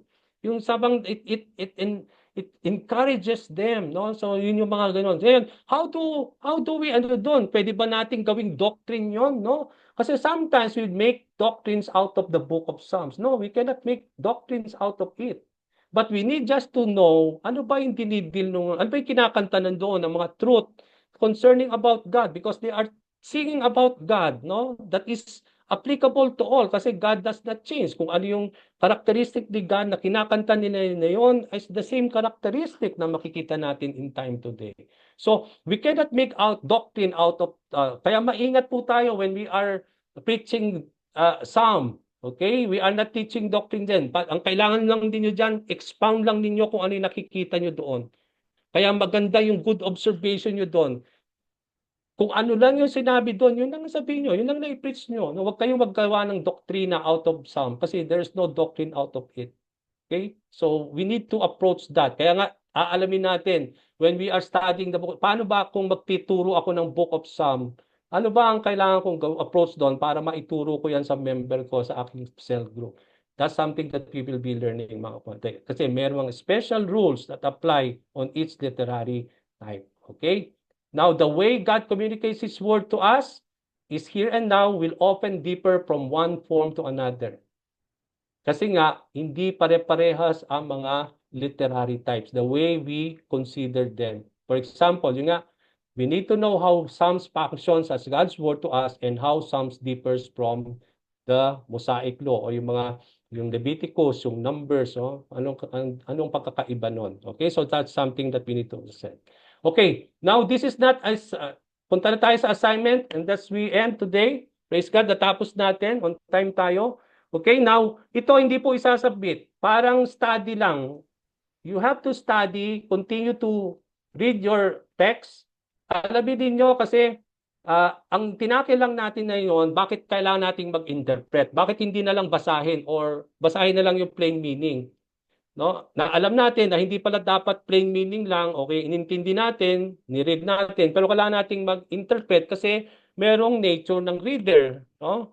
Na hindi lang talaga siya plain, pero kailangan talaga na expound siya, na interpret, at kapag ini-interpret na natin, merong yung sinatawag nating nature of the reader, nature of the scripture. So, kailangan nating consider yon when we try to interpret the Bible because kailangan nating mag-govern ng mga yon. Okay? Now, hindi pa natin dinefine yung script kung ano ba yung hermeneutics, ano bang pagkakaiba ng exegesis at saka exposition, what is the difference between exegesis and eisegesis. Okay, this is your assignment, not a submittal. Hindi nyo isasubmit ito mga kapatid, ha? Just study this because next meeting we will try to talk about this. What is hermeneutics? Ano ba itong tinatawag nating exegesis? When you make an exposition of a verse, ano bang ibig sabihin yan? Okay? Ano bang pagkakaiba ng approach na exegesis?